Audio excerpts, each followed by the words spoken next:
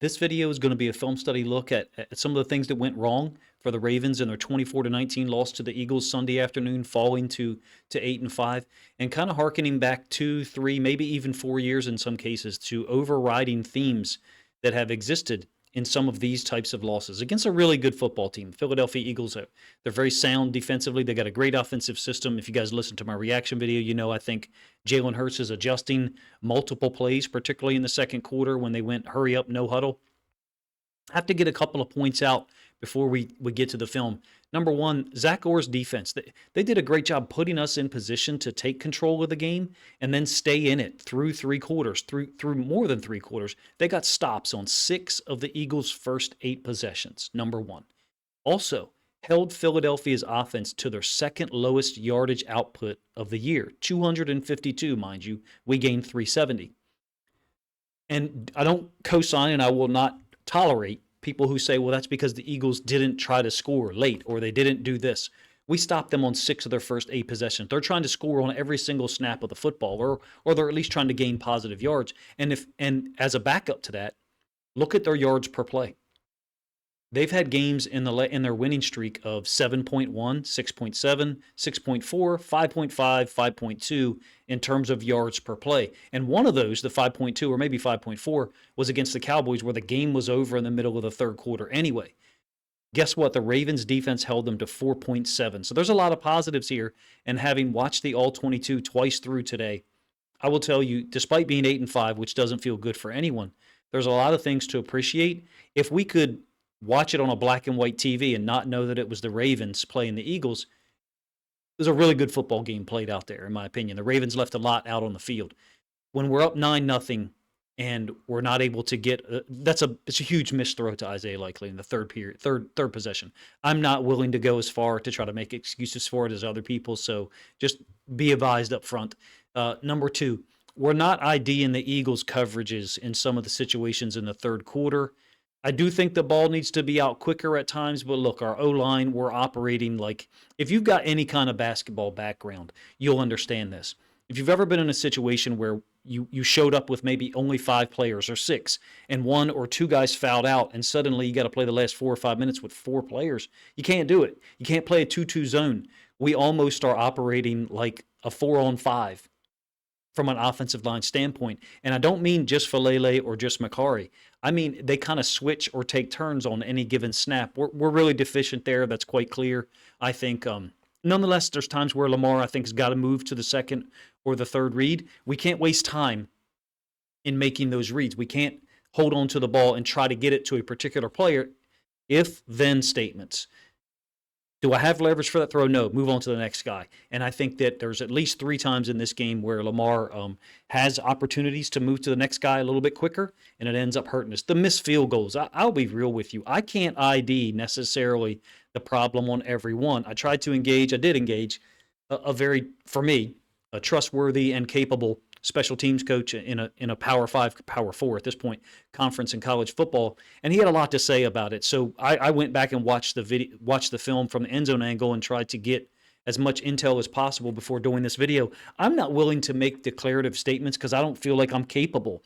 I will say this. I think there's some times where the ball is spotted a little bit left of where maybe Stout's fingers were down, but maybe that's the setup those guys have. Maybe Tucker's target is just outside of the fingers, and that's where he wants the ball. But there does seem to be some slight variance there. Is it enough that could cause the issues? I don't know. Again, my friend and former player that I tried to engage and get some information from made a lot of mention of his plant foot, and that it seems like Tucker's trying to kick the ball a long way and generate a lot of torque and a lot of force, and that's making his margin for error smaller. I do agree with that. I feel like Tucker's trying to kick the ball as hard as he can. Let's get to the film, and we'll talk about some of the missed opportunities that were out there for the Ravens and some of the things that we could have done better and hopefully do better in the future after the bye against the good football teams like the Philadelphia Eagles. This is 9-0. This is the missed throw to Likely. I don't care if he's like supposed to take it further upfield. This is absolutely wide open. We've gotten the coverage that we wanted out of this. Essentially, a too-high safety look with the DB to the field, Quinyon Mitchell playing man. So, in essence, a quarter, half. His back is turned. Lamar knows this right now. His back is turned. No one's going to be on this sale concept of likely. This is a flyer for me. I'm not willing to go out of my way to say things that I don't believe in just to get your views or your agreement. So if that's what you're looking for, go somewhere else. This is the same play. I think that Lamar. I will say this about the design. The Lions do this a different way when they run this concept. And to me, there's something interesting about it. We sit the tight end down here on the near side hash. And the Lions often take this guy and run him to the other hash. He'll get a little further out there. And I feel like that has sometimes impacted these linebackers, even the linebacker who's off screen. I think it's Zach Bond. And he doesn't play a role necessarily in this throw by Lamar, meaning Bond. I'll go back to the all-22 so you can see it. He doesn't play a role in it because he's pushed out into the flats. But I feel like that kind of clears up things for Jared Goff sometimes. It's really interesting for me to see somewhat similar play concepts between those two offenses and ways that they kind of occupy defenders and make it to where if this player is either holding here, which he wouldn't do with Henry in the flats, or breaking down a little bit earlier, we don't have to throw this ball to be a perfectly timed setup with likely. I think that ball is 4 yards overthrown, maybe 3, and one that Lamar would like to have back. Still second quarter, we're still up 9-0, and this just happens to be a weird or random situation for me. I don't remember Lamar doing this very often. It's QB counter read, and that's the read man just off screen to you guys to our right, the left-hand side for the offense. And we just fumble this snap. Look, he's got a lot going on here, okay? He's got to catch the ball, read the read man. He just glanced at him, and unfortunately, because he fumbled the ball before the mesh with Derrick Henry, I didn't see this live that he fumbled it before the mesh. That messes up our timing, and then we have a second fumble. Really, there's 2 here, the bobble and then the fumble. And when you get to the all-22, you'll see this is completely set up. I do have to mention from a offensive standpoint, how we're coaching the option, to me, I would almost say is inefficient. I mentioned this in our Discord. So we're talking about this guy right here being the read man. With him being so wide from a pre-snap alignment, the 2 options here are Henry on a horizontal path, basically parallel to the line of scrimmage, or Lamar on the inverted second read in the other direction. Lamar is the downhill threat. Henry is the wide threat. So that's why we call it inverted veer when we first saw this, even though it's a counter scheme. With that guy being so wide, in my opinion, unless he's closing down violently, unless we see him absolutely close down violently, this has got to be a keep by Lamar. Again, it's an inverted veer. So it would be the other way. And I'll show you an option read in a little bit. Unless he's closing down violently, we could assume that this is a keep. And with the snap being fumbled, it kind of doesn't matter. We were going to be off track there anyway. Leads to, after the incompletion of likely, and then that fumbled snap really short-circuited our third possession, but it didn't matter because the Ravens defense was in the middle of absolutely stonewalling the Eagles offense. We got stops on our first 4 possessions, really put the offense in position to get a big lead. And I love the fact that this play is called out of 12 personnel. So if this did happen to be a give to Henry, you've got likely out here on Dejean. So I like that. I like the organization of that, but you also get a sense of how well set up this is, if you ask me, if we're able to deal with Jalen Carter, who, of course, gave us tremendous problems. It's QB counter read, bash, like most people call it. And if we're able to keep this football, which I think we should almost be doing auto anyway, unless that DN crashes down violently, I think we're in business with Lamar having an opportunity to get behind the pullers and gain some yards on a 2nd and 10. Huge missed opportunity there, if you ask me, up 9-0 to go down and maybe go up 12-0 or even more at that point. Eagles are a real good team. I've said that twice already. If we were to play them again 5 days from now or 6 days from now, there's nothing that scares me. I'll be honest with you. Their D-line is very good. Their coverage concepts are sound. They play a lot of zone because they don't have man defenders other than Dejean and Mitchell. They're 2 rookies that they drafted. Very good football team. I expect them to go deep into the playoffs. If we were to be fortunate enough to get to a Super Bowl, it wouldn't surprise me at all if them or the Lions was there. Moving forward, second quarter, this is after another stop, the fourth in a row by our defense. It's a 3rd and 5. Even if this ball is thrown, well, if this ball is thrown to Flowers, we got a first down and we're moving on. But we're still 90 yards from scoring. So it's not like the likely pass where if we do hit him, we're already in field goal range. Well, field goal range for a reliable kicker. This is, and I know I've seen people on social media posting, Josh Allen, Pat Mahomes, Jalen Hurts, they all miss passes. Sure, they do. I mean, this is horrible. That ball can't be thrown at his feet. Must have come out of his hand wrong, is my guess, or something like that. The only other thing that I thought here is as he's throwing, maybe Andrews and the outside linebacker that he's engaging were in the window and someone tipped it, but you can see that clearly did not happen. Flowers is completely wide open on a 3rd and 5. We may end up punting 3 plays later, even if we do complete that, but it's nice design, and it's unfortunate that we're not able to get the ball out there to him in a manner such that he can capitalize on it. Still into the first half, second quarter here. This is after the Eagles have kind of solved us with the hurry up, no huddle stuff, and Jalen Hurts calling plays at the line. 3rd and 7, we're down 14-9, and Lamar's going to scramble one of the few times that he does. So the pre-snap indicators about the too high safety alignment were real, if you ask me, watching through the film, and I'll have more on that later, maybe this week. They try to match up. All zone becomes man at a certain point, and so good for them, because good for us that I guess that they were well trained in that situation. The only thing that could possibly, you could say, might even be available for Lamar is throwing this ball to Flowers out here, but the corners underneath of it, what's the percent chance that we throw this over there and catch it? Probably a low percentage throw on a 3rd and 7. So give the Eagles credit sometimes. They took away some of our primary options. I think Lamar could run more. It's not being critical of him. I think he wants to throw the football. He wants to get it to the playmakers, and that's good. I think that's an evolution that maybe wasn't there 2 or 3 years ago as consistently. It is now. In some cases, it hasn't worked out for us. If we get into a big game situation in the playoffs, Lamar can go to that at any time. That's an asset. I'm not willing to be overreactionary to that element of it. So this is the 50-yarder that Tucker makes. I want to show all 3 of these. And so let's try to, as we watch all of these, look at the spot that Stout is getting, where his hand is and the spot that he's hitting. I feel like he's dead on this one. Just a little bit outside of that hash, maybe 4 inches, 5. Need a better player here, sorry.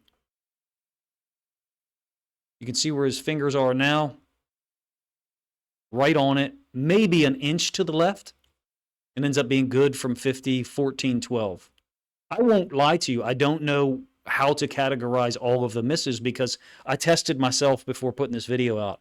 I took the 3 field goals, the 1 make and the 2 misses, and I intentionally didn't name them in a file folder and had them looping.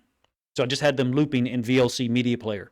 And so I would look up after a minute or 2 or 3 and try to, in my brain, discern, okay, I see why he missed right. I see why he missed left. I wasn't able to do it. I'm just not experienced enough coaching kickers or holders. And the person who I trust, told me he said prior to Sunday's game, he thought it was more of a procedural issue, but he thinks that Tucker's just trying to kick the shit out of the ball, and it's making his plant foot inconsistent, and sometimes the misses are to the left generally, and sometimes they're to the right. Moving to the third quarter, absolutely ridiculous play by Lamar on a 3rd and 8. Eagles are up 14-12, courtesy of that field goal by Tucker from 50 yards. And Lamar throws this over the top of the zone to Andrews. I'll let it flow through one more time, live speed, and then we'll get to the end zone angle. You can see the Eagles are dropping out into a zone. I don't think that they trust some of these guys in man against some of our weapons, in my opinion. Where else is there for Lamar to go with this football? You got 2 linebackers and Flowers presumably running underneath. Justice Hill sliding out into the flats after checking for a blitz pickup or help. Lamar throws it over the top of the linebacker level underneath of the safeties. Beautiful stuff there, if you ask me, on a 3rd and 8, relying on Andrews, who can elevate, great athlete, great catch radius to go get it. Same play from the end zone angle. I do think there's something to mention about Lamar fading back versus when he's able to step up. It seems like when there's outside pressure, and he's able to step up some, that he still retains a high level of effectiveness this year versus if the pressure comes from up the middle and he's got to fade back. I feel like then we see a different Lamar in terms of effectiveness and ability to get to that second or that third read. Look, the pass rush obviously has an impact on your quarterback. That's clear. That's why everybody wants high-level offensive linemen who can, I forget what the saying was, build a wall around Lamar in the offseason. That's what we were talking about prior to the draft. There's just, it seems to be a difference in terms of what he's able to get accomplished when he can step up from outside pressure, basically speed rushes, versus having to fade back from interior pressures, which is pretty much what happens here. I do want to show you the end zone angle and then the all-22. This is the missed field goal by Tucker, I think ends up being a 47-yarder, 3rd and 5 from the Eagles' 15-yard line. They do bring a nice blitz here, don't get me wrong. I think the ball's got to be out. But there's a lot to say here off screen about what's happening to our left. So we have Andrews trying to get to the outside shoulder of the man guarding Flowers. And Flowers is basically running a China in. So he's taking his defender in, China out, taking his defender in, and then bringing him back to the sideline. A lot to be said there. Number one, it's effective jamming tight ends sometimes. And you'll see an example of it here. Same play, like I said. One of the things that's angered me about our defense going back to a couple of years. So it doesn't look like we've got anything here that would be compressed. But Flowers is going to motion down. And the OLB sticks Andrews just enough that it pushes Andrews into Flowers. And that delays things enough such that Lamar continues fading back. Now, it is easy to say, hey, let's throw this football out here. I think that Bond and possibly the other edge rusher are maybe in Lamar's field of vision. And before he's able to generate anything, Nakobe Dean is flashing to the other side. As a part of the read, Andrews late is here, but the safety is trying to cover that up. So the Eagles are well-trained for this particular scheme and timed up their blitz well, in my opinion. We had trouble with it. One of the few times that Justice Hill has played poorly this year, has occasionally been in pass pro. I think you're talking about probably 4 times this year where I think you've got pretty much zeros. The defender guarding Flowers is in here. Lamar doesn't know at this point. We have the benefit, myself included, of watching the next second and a half and then reacting to it, talking about it. Lamar doesn't know that the Eagles aren't going to switch this. Could he throw this ball out softly towards the sideline on a 3rd and 5 and then we just take the short field goal and essentially take a 1-point lead? Sure, he could. I think we're a little hungry as a team. I don't know if it's Lamar. I don't know if it's Monken. I don't know if it's Harbaugh. I think we're a little hungry. And this is one of those situations on 3rd and 5. If we feel like we're inconsistent in our reactions and our ability to pass pro, it's like, did our coaches not know that we would have trouble pass proing Jalen Carter and some of their guys out on the edge? Thankfully, Graham didn't play. Well, not thankfully. I wish he wasn't out for the year because he's a tremendous football player, especially at his age. It shouldn't have been news to our coaches that we were going to have trouble in pass pro, and in this case happened to be a blitz that generated it. So that led to this one. It was wide left, which keeps the 14-12 score. I think Stout is right on the spot there. You see his spot? I mean, maybe he's slightly to the left, I guess, but maybe that's the spot that him and that Tucker and Stout are using. It ends up being wide left. I don't see anything from the plant foot based on my rudimentary knowledge that would point this thing to the left, but Tucker knows it. Tucker knows it now. You know, he already knew where it was going. So something is happening, and there does seem to be this element of I don't know if any of you guys have ever golfed before and tried to hit the shit out of the ball as hard as you can, see how far you can hit it, versus, hey, let me just get this ball in the fairway, and if it only goes 220, 235, then that's fine with me. There does seem to be an element here where Tucker is trying to kick it with maximum torque. To me, I don't know, could he gear down to 93% and still make 47-yarders? Maybe that's the problem, is that he's got to torque it up so high just to get it out there, anything 45, 46, 47 yards plus. Hopefully I said that in a way that makes sense.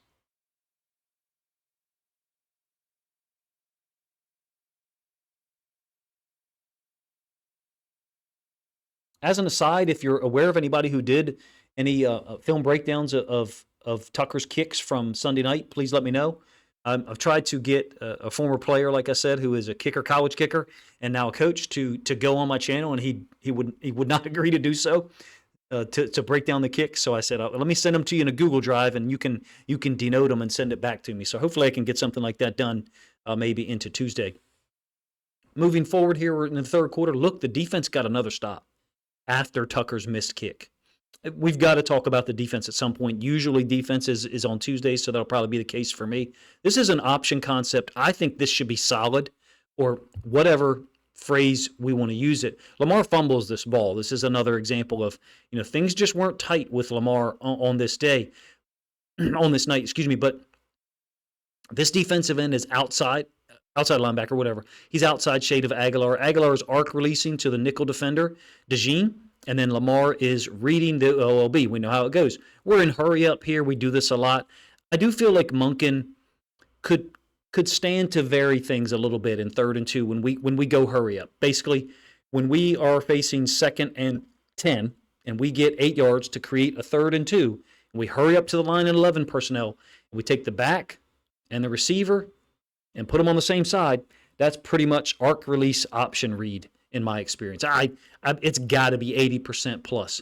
So in some of these moments, I think outside linebackers are doing a nice job, giving Lamar a couple of reads. They're coming down here flat and then kind of redirecting when he keeps it. We saw it last week, coming down flat and then running parallel to the line of scrimmage with Lamar on an inside-out angle, trying to disrupt his flow and his ability to go get it. With his alignment here on 3rd and 2, I think this is a give.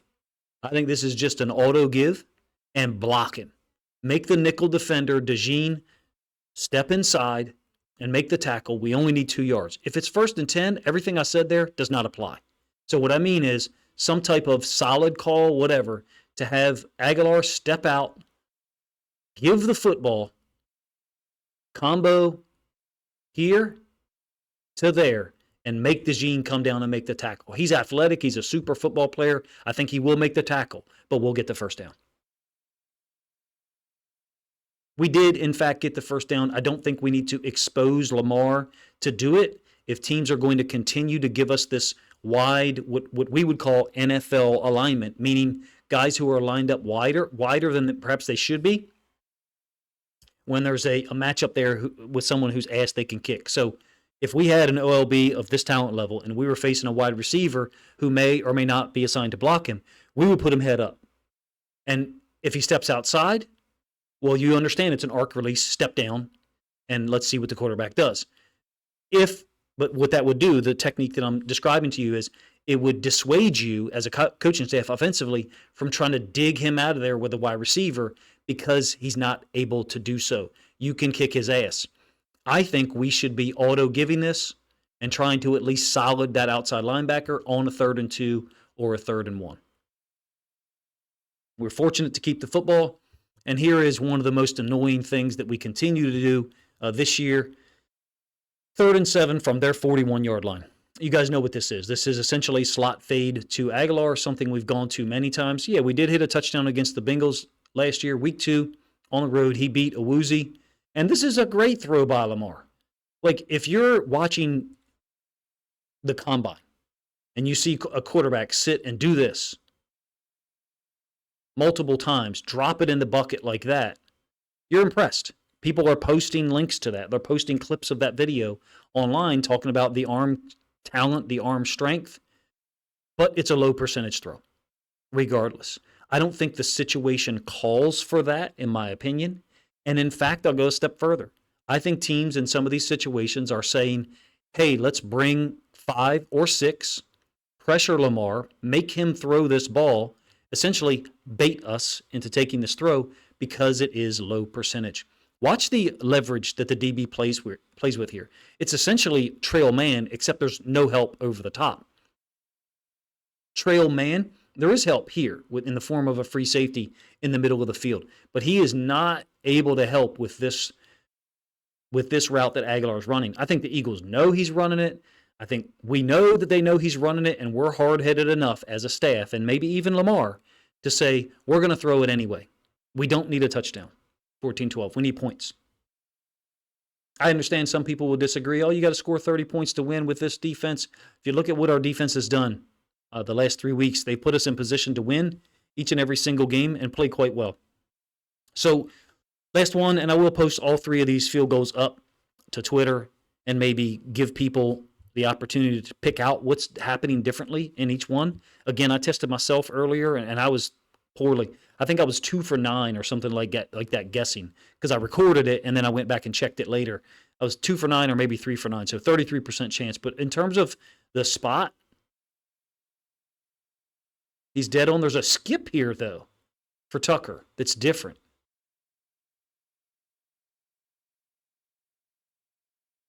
That plant foot is a whole lot lighter because he's out of there, meaning he's off of this plant foot quicker and pushed it to the right. And again, I think he knew. He did take a second look. It's unfortunate that we are in this situation, especially with a guy like Justin Tucker. Were we to have those 2 field goals and the extra point, do we, quote, win the game? Well, the Eagles probably play differently in the fourth quarter once they get to us a little bit. Second quarter, their offense scored 2 touchdowns. Into the fourth quarter, they were able to score a touchdown and get another drive going against us and get points again to go up 24-12. So they figured some things out. Credit to them. It's a great offense they got over there, an awesome system. Hurts is able to adjust during the game. I still think our defense did their job. Tucker's got to do his better. I know that people don't like hearing me say this, but Lamar's got to do his job better as well. I thought that this one and the Steelers game were very similar from an execution standpoint. It's no surprise that those are the 2 games where our offensive line doesn't match up well with an opposing team's defensive line, interior and defensive end / outside linebackers. Do we have to improve the O-line? Yes.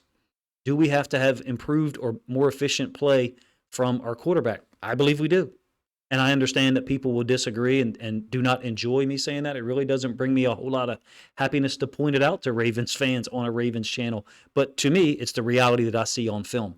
Nonetheless, as negative as we all are today, after that loss, I don't have the feeling that this team can't play with anyone. When we make mistakes, miss multiple kicks, 3, miss throws, at least 2, one of which would have led to a great scoring opportunity, the third possession to Likely, and have mistakes on offense from a blocking standpoint at the offensive line position that we know were going to happen anyway when you're going up against talented guys like they have on defense over there. And we're still only losing the game by 5 points. I think the Ravens can play with anybody in the Lamar era, even when we have a C-level game from him and mistakes by other guys, in this case Justin Tucker. Those are the big ones. We're still able to be in every single football game, whether it's at home or on the road. I don't know what to expect or predict from this team in the playoffs. It will be easy to say, hey, we're going to lose just like this in the playoffs because we've seen so many of these stories before.